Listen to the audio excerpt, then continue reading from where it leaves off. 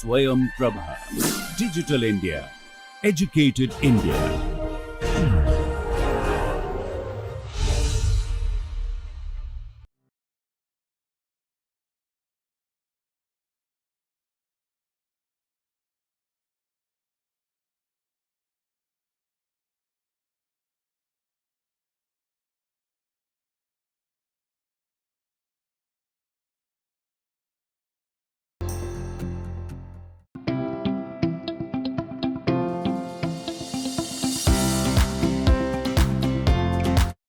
Good morning. Welcome you all to this next lecture in this particular course on analytical, spectral and microscopy applications of inorganic compounds and nanomaterials. We have already started in the previous class the special technique on the X-ray diffraction. In particular, our focus will be onto the powder X-ray diffraction. So we already looked at the basic concepts of this, how a diffraction occurs, what is a lattice, what is a Bravais plane, the Miller indices and the plane containing the atoms, etc. All of these we looked at, and we also have looked at the general diffraction as a technique, and one can derive the information from this particular diffraction data, the unit cell parameters, even the structure, and one can further refine these. We can also identify the particle size as for this particular formula of the Scherrer formula. Now let us look at with a little closer view at the powder X-ray diffraction in terms of its principle, in terms of the whatever the diffractogram comes.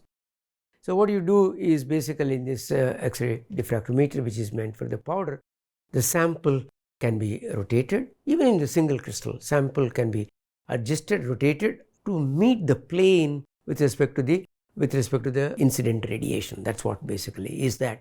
And that particular system is referred as the goniometer, and then you have another axle to which the detector is connected. So these things can be, but whereas your source is fixed, the source of the X radiation is always fixed, your sample can be rotating and your detector can also be moving. So that's how it is, and you can see simply the configuration of that.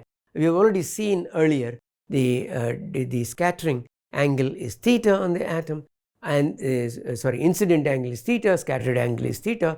But if you do not have the atom, the light would have gone straight, then that angle becomes theta plus theta, 2 theta. So therefore your diffraction angle in general is spoken as the 2 theta. Okay, so that is where you measure as a function of the 2 theta. You move with a theta, but you measure as a function of 2 theta. Then the intensities. So this thing where you use for the sample to rotate, etc., is called the goniometer, and the other one is the detector, and these are all connected to different axles. They can rotate, move, and all those kinds of things can happen. Why this happen? They happen to match the reflection plane to be in line with the theta angle with respect to the incident beam. That is the reason that. So one can measure the intensities of such spots as a 2 theta between, in principle, 0, but 0 will never, about 2 degrees to about 70 to 80 degree or so you can measure all this. So that means you are having in your X-ray pattern or in your X-ray diffractogram the theta or 2 theta versus the intensity. That's all what you will have. And you already know from the Bragg equation, this is n lambda is 2d sine theta, and you get the theta, so therefore you know the lambda, and so you can find the d. D is the interplanar distance. So the interplanar distance can be identified from where the peak has appeared and at what theta value that has come, or what 2 theta value it has come. Using that one, you can use the sine corresponding theta, and then using the lambda, you know what radiation you have used, so you can measure, you can calculate the d. D is the interplanar spacing.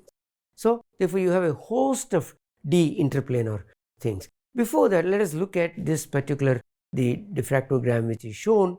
So what you are doing is you are trying to move your detector, and I told you will also be rotating the sample, but you don't need to monitor that because you're going to monitor where the reflection is coming. Okay, so therefore it is only the 2 theta is the detector angle, which is shown on the x-axis, and on the y-axis is the intensity, how much of the X radiation has hit the detector. In conventional one, hit the film intensity or the detector intensity. So those are the things that you have, and so this looks like any kind of a spectrum, but coming from the diffraction, it's called diffractogram. Okay, so you don't use the word spectrum, but parallelly it is equivalent to that.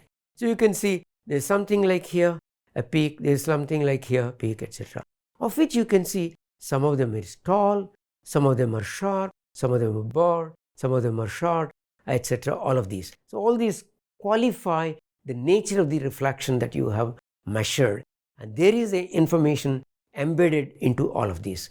This embedded information has to be translated into the structure. That is what the task of the crystallography is. But in powder diffraction, we don't need to go up to that level, but you need to compare and use it. So in an X-ray diffractogram, you will have the peaks with the different peak heights, peak areas, peak widths, and different positions, etc.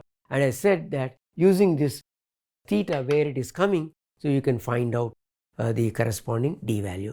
And then you have now you have the d value and you have the intensity. So both are there. So intensity of all of these are not the same.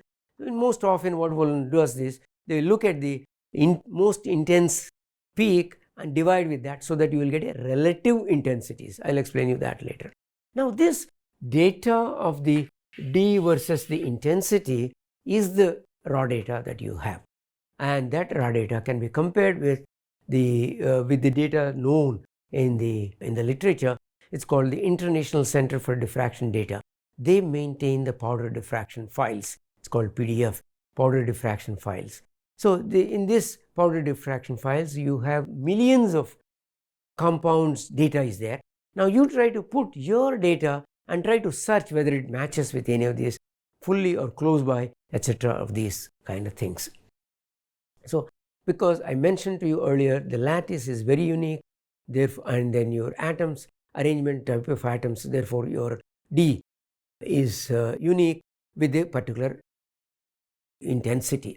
So the D and intensity together becomes a unique set of values which will not match with other ones. So you can find a new compound versus the one which is already kind of thing. So we're talking about all these powder diffraction data is available online now, and these are the powder diffraction files are maintained for various structures. And today if you open the website, you will see 1.1 million, so almost 1.15 million. Okay, that is around 11.5 lakh data sets are there. Okay, so each of these data set will contain the diffraction data, the crystallographic data, and the bibliographic data, all of these. And many of the cases you will also find experimental details, how the crystal powder is made or crystal is grown, or sometimes some synthesis part of it, some instrumentation, and the sample conditions, and some select physical parameters or properties. These are all there in a standard format. So that means if you have the compound, you can search and find out which one with which one it is matching. And this particular powder diffraction file maintains a lot of information, including that of the some basic aspects, experimental ones, besides the crystallographic and diffraction data. Okay, so therefore this is a very important kind of a source data to identify the compound if you have what kind of a phase, because these phases are already known, you can try to compare with that. Okay, so because different minerals, a huge amount of mineral data. So mineral data you can check with what is known here, and so all of these, and with the help of these, so now the huge amount of computer, the programs, the students and researchers, they can determine the phase of their compound or the sample through a very rapid comparison, very quick. Just give your data and then it will search in the PDF and it will give you the output. So what is available in there? So as I said, that they contains the diffraction details, crystallographic details, bibliographic details, experimental, all these kinds of things. and you will get this 2 theta d and the corresponding intensity. Of course, generally the intensity can be related as a relative intensity, with the highest one as 1 and multiply by 100, it will be 100, or at times only 1. So these you can use. So that correspondingly theta and 1 by 2d, d can be obtained 1 by 2d. All these data will be available on the PDF files and they can be used. So where will you use? What is its application range for this powder X-ray diffraction? Can be used, as I said, in minerals, geology, environmental science, a lot of compounds, a lot of various things, materials science and engineering, of course chemistry, biology, all of these. Okay, so a lot of compounds are studied for their structures, etc., even in chemistry. So characterization of crystalline materials I can give. So that is one of the domain in which identification of fine grained minerals such as clays and mixed layer clays that are difficult to determine by optical methods. You can determine the unit cell parameters, you can determine the sample purity, you can determine the crystal structure, and then you can refine right field refinement, which is a least squares refinement, determine amounts of minerals, quantitative, when you have a rock sample or something like that, different kind of minerals, what percentage, what ratio, etc. Determine the lattice mismatch between the film and the substrate, and to interfering the strain, stress, all these kinds of things when you apply, how the changes are coming. Determining the dislocation densities and the quality of the film by rocking curve measurements. These are type of measurements. So measuring superlattice in multi-layered epitoxical structures and determining this thickness, roughness and density of the film using glancing incidence X-ray. So this X-ray is not only one, variety of techniques are there, using the X-ray reflectivity measurements, and you can also measure the textural measurements or parameters such as the orientation, the grain in a polycrystalline sample, etc. These are some sampling things. So huge amount of for X-ray diffraction application domain, and this XRD instrument requires certain attachments, and the attachments will take care of all of these kind of things. Okay, so we have come up to the level of the basic principle up to the powder XRD and the powder XRD data, which is the D and the D spacing and the intensities, and these are stored and can be used readily. And we also looked at what are the application domains of this. There's a little thing that I need to bring to the attention of all the students at this stage, do not need to be proven each of these aspects. If they have already studied their proof, is well and good. If they have not studied the group, still well and good. These things, proof of this, but need to have a look at this. I'm sure all of us have studied in the 12th. There are crystal systems which are 7 crystal systems. That's how it starts, even prior to 12th itself. By 12th, it's reinforced, that one. And we also have seen 14 Bravais lattices, and we also have heard 30 point groups. We also have heard 230 space groups. So using all these parameters, the crystals are basically defined.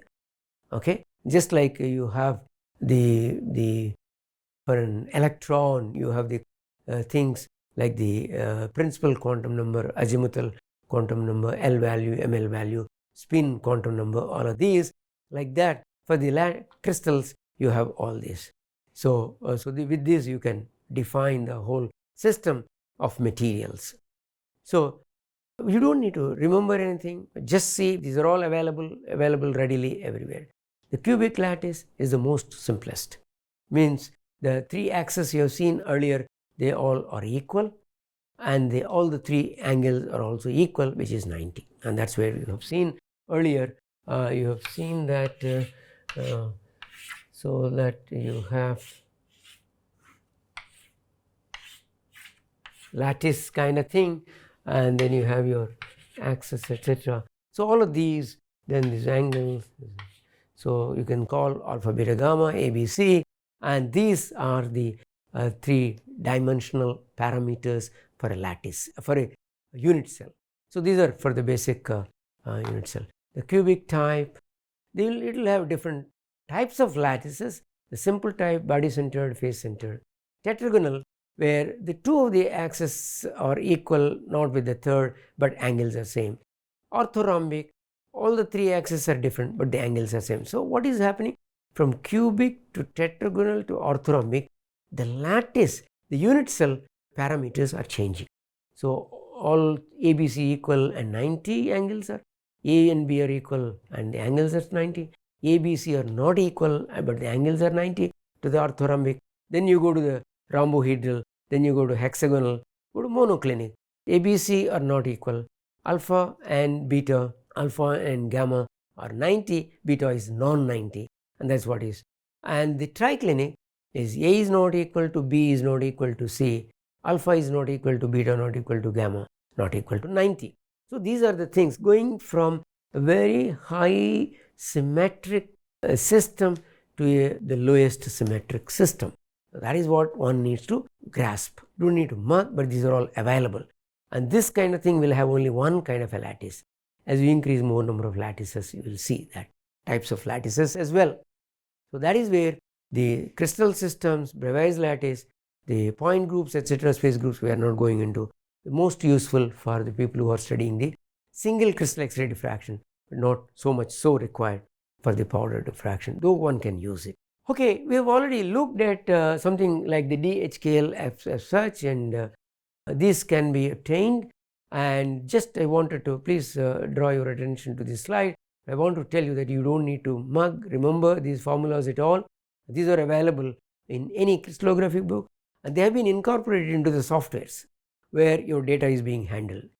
And all such softwares are used on the diffractometer. When you collect the data, when you solve the structure, there are packages that are available. But one has to be very careful. Using such packages is a black box type, and if you don't use the caution or precaution, then you may be using a wrong formula for a wrong lattice. That's where the thing is, that you have to be very cautious about that. Things happen occasionally in that.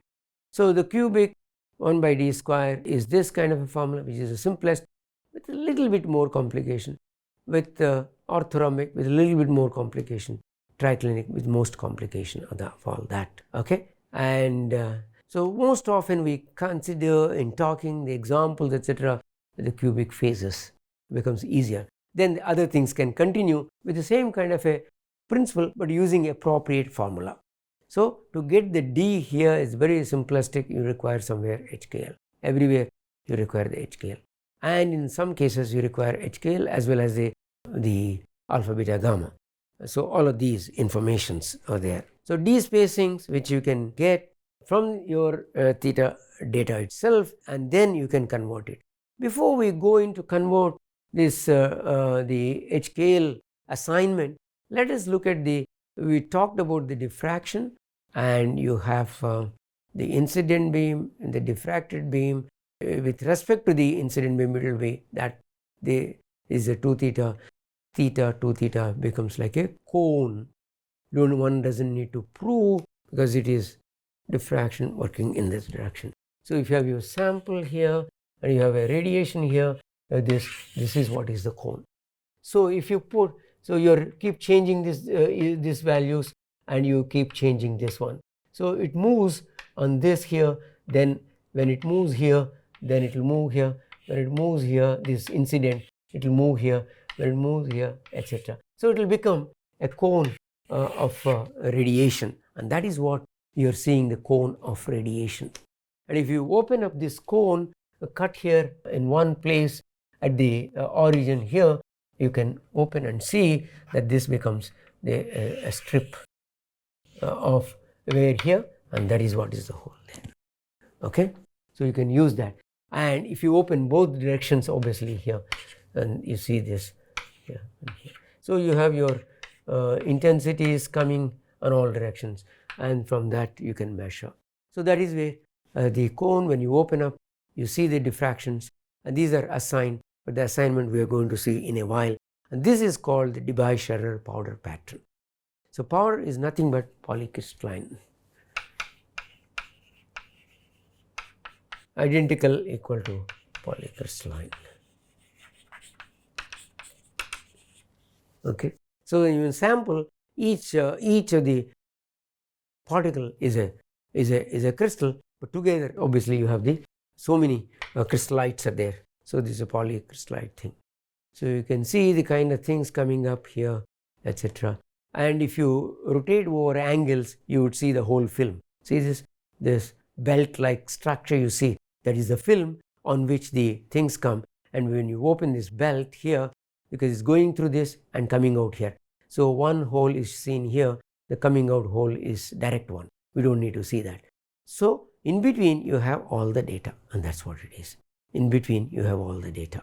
And of course this side also, if you connect it, it becomes in between for this. So the film is having all the black ones and the gray, the black, the gray, the black and the gray. So that is what is called present and absent. This is coming from the plane of your lattice you have. Okay, so having understood that the powder diffraction cone, etc., let us look at some examples of this, and shown here a open film, and if you convert that using the digital, you will see these peaks here. So intensities and the area corresponding to that. So this is an example for powder XRD for quartz. Please, this particular slide, this one is a powder diffraction pattern which is X-ray film, and the one which is bottom is the digitized one which is called diffractogram, and this is what you get nowadays. You don't need to see this at all. You don't use the film. Once upon a time film have been used, but not now. Okay, and you can see for XRD for a spinel CD Fe2O4, and you have a 2 theta versus the intensity, and these are assignment we are going to look at in a while. Another example, PXRD again is 2 theta versus the intensity. Okay, and this is for a spin glass Fe2.8 Cr.2N. This is nanoparticles of this. So you can see you got the NaCl powder. So you have all this. So what you get, the diffractogram is nothing but the 2 theta versus the intensity, where the peaks will have different kind of a size, shape, breadth, intensity, area, position, everything will vary, and that's what together is the characteristic for that particular thing. Now we have to look at the how these such kind of a assignment is being done. So such kind of an assignment is done using the experimental data. Experimental data, you have the theta, which is in the form of 2 theta, and what you have, intensity. We already talked about that. These are the two things that you have. So using this, you can get thing called the S, which is h square plus k square plus L square. That you can get together value. Okay. So as the inverse of the sine squared theta, the formulas I have already shown for the simple cubic lattice. So planes with higher HKL will diffract at higher theta, and this will lead to HKL combinations. So based on the whether it is present or absent or systematically absent, then the lattice type. Whatever I showed earlier, the lattice type we are talking about is a primitive, means called simple, body centered or face centered or all those kinds of things can be identified by looking at which of those the HKLs are present, which of those are absent. This is what is called systematic absence. Yeah. Look at this particular strip of this, and this is given distance from the film, which is also can be taken as S value, and the S value is derived from that theta value only as a sine squared. That is why it is called distance on the film of the chart, and that k square plus L square is called S. That is 1, that is 2, that is 3, etc. At 1 there is a spot, that means line is shown. At 2 there is a spot, at 3 there is a spot, and this. So everywhere there is a spot, that is called the primitive lattice or simple lattice. And if you come to the body centered, at S is equal to 1 there is no diffraction pattern. At S is equal to 2 there is a diffraction pattern. At S is equal to 3 there is no diffraction pattern. 4 there is a pattern. 5 there is no pattern. 6 there is a pattern. So systematically you would not see at 1, you would not see at this one, you would not see at this one. All of these systematical absences are there, the body centered. These things have already been derived, we don't show in this particular course. So from that you can say if such a thing happens, it is a body centered. The face centered, this will not be there, this will not be there, but this will be there, and this will be there, but this will not be there, this will not be there. So all these systematic centering etc. And these are now assigned for a simple lattice for this from the S value. Total S, h square plus k square plus L square is for the 1 0 2 1 0 0 and 2 is 1 1 0, because 1 square plus 0 square plus 0 square is 1, 1 square plus 1 square plus 0 square, that is 2, and these are the ones what you have, and you can have a combinations of this. So if you look at these, the same thing is listed here. What kind of a S values are present, that's primitive. What kind of S values are present for this BCC, what kind of S values are present, the FCC. So you can, by looking at the diffractogram or diffraction pattern, and from the 2 theta value to versus the S value, you can identify whether what kind of a lattice is that. Okay, and these are assigned to 1 0 0 1 1 0 etc. 1. So for the simple lattice, convert it to that. So for cubic, and for the orthorhombic it will differ, for the monoclinic it will be differing, for the triclinic it will further differ, because their A, B, C, alpha, beta, gamma differs in that. Now suppose you jump not from the one type of lattice to the other, but one type of crystal system to the other, cubic to tetragonal to orthorhombic. Similarly you can find here. Yeah, just let me go back one more. So if you see for simple, in this within the S is equal 20, there are 18 diffraction species are found, diffraction patterns are found, diffraction lines are found, or reflections are found. If it is a body centered, only 10 are found. If it is a face centered, only 8 are found. For diamond kind of lattice, 6 are found. So 18 to 10 to 8. So therefore from the pattern found, not found, systematic, you can find lattice. Now if you come to the cubic to tetragonal to orthorhombic, in the cubic case, if 6 of these are found, the tetragonal case 12 are found. For the orthorhombic case you find 19, because your symmetry is going from very high to somewhat lower to somewhat lower. So number of peaks are increasing. We have seen in the spectroscopy also, when the symmetry goes down, the number of lines goes up. So similar kind of a pattern you can see here.